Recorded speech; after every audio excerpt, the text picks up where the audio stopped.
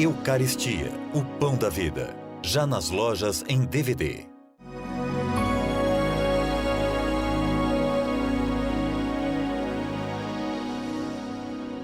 Para a tradição oriental não se sente uma necessidade tanto de explicar, mas sem a Eucaristia num duplo movimento, num duplo sentido, né? Como sacrifício e como comunhão. Ou seja, o Cristo se oferecendo ao Pai e o Cristo se oferecendo a nós, né? Ou seja, nós também, em cada Eucaristia, em cada missa, nos oferecemos junto com Jesus e ao mesmo tempo recebemos o Cristo para que Ele nos transforme num novo Cristo, né? Então essa coisa de receber o Senhor, receber o Cristo, estar em comunhão com Ele e também uma comunhão com os outros irmãos que estão ali. Então, na tradição oriental isso é muito forte, essa dimensão do sacrifício e essa dimensão da comunhão, né? Então, daí a gente vê que para a tradição oriental se ressalta muito a Eucaristia como alimento, né? Ou seja, algo a ser mastigado, algo a ser triturado, né? Porque na medida em que o Cristo, eu recebo o Cristo entra em mim, no sentido pleno, tanto espiritual como físico, né? Vai acontecendo o que os orientais chamam de teoses, né? Ou seja, divinização. Ou seja, Cristo vai me divinizando, Cristo vai me transformando, eu vou me transformando num novo Cristo. E isso é que vai me capacitando realmente a ir para o caminho da salvação, né? A vivenciar um pouco o céu na terra. Então aí a gente vê essas diferenças, ou seja, eu não falo tanto de transubstanciação, eu não falo tanto de Eucaristia como adoração, algo a ser adorado, né? Então tanto a questão da transubstanciação como a questão de adorar o Cristo no Santíssimo Sacramento, como eu repito, são coisas que têm um valor, têm uma importância, mas é algo que vai surgindo mais ou menos na Idade Média, né? Na Igreja Latina, no Ocidente.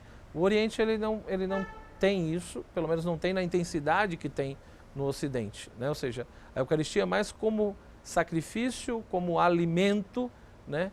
Principalmente alimento espiritual para nos transformar, para nos revigorar, para nos aproximar e como meio de salvação, né? Ou seja, a Eucaristia, tanto que no próprio rito bizantino tem uma expressão antes da comunhão que se diz, né? O santo aos santos, né? Ou seja, aos santos não no sentido daqueles que não têm pecado, daqueles que não têm dificuldades. Tanto que no ato da própria comunhão, no rito bizantino, se diz: recebe ao servo de Deus o corpo e o sangue de nosso Senhor Jesus Cristo para a tua salvação e a remissão dos seus pecados. Então, a Eucaristia também como fonte de salvação e a Eucaristia como fonte de perdão. A Eucaristia que perdoa pecados, né? A Eucaristia não só que transforma, mas que me perdoa e que me ajuda, que me impulsiona, que me capacita a viver o Evangelho, né? A ser um verdadeiro discípulo de Jesus. Porque também na tradição oriental, e aí também é evidente que tem uma semelhança com o mundo ocidental, não tem sentido, do ponto de vista cristão, separar, né, a Santa e Divina Liturgia, né? E aí são sinônimos, quando eu falo Santa e Divina Liturgia e Eucaristia, é como se fosse a mesma coisa. Então na tradição oriental não tem muito sentido a Eucaristia fora da missa, né? Fora da Santa e Divina Liturgia. Então a Eucaristia ela está dentro da Santa e Divina Liturgia, seja como sacrifício, seja como comunhão que eu vou receber, né? Então não tem muito sentido desvincular a Eucaristia da missa, da Santa e Divina Liturgia, e não tem menos sentido ainda desvincular a Eucaristia da minha vida, né? Então eu não posso desvincular a Eucaristia da minha vida, ou seja, quando eu recebo a Eucaristia é porque eu estou buscando uma comunhão mais profunda com Cristo, eu estou buscando o perdão, eu estou buscando a transformação, eu estou buscando ser um novo Cristo. Então, portanto, não tem sentido eu sair dali, por exemplo, e no meu trabalho, na minha família, na escola, no lazer, eu me comportar como se eu não fosse um discípulo de Cristo, como se eu fosse qualquer outra coisa.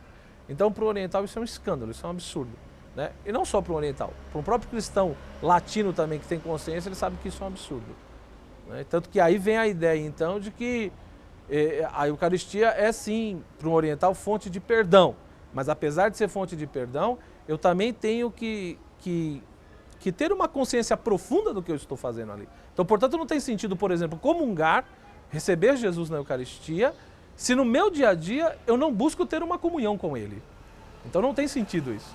Ou seja, é como se o ato de comungar, né, fosse um ápice, uma coisa muito mais profunda como consequência daquilo que já vem acontecendo no meu dia a dia, apesar dos meus defeitos, apesar das minhas limitações.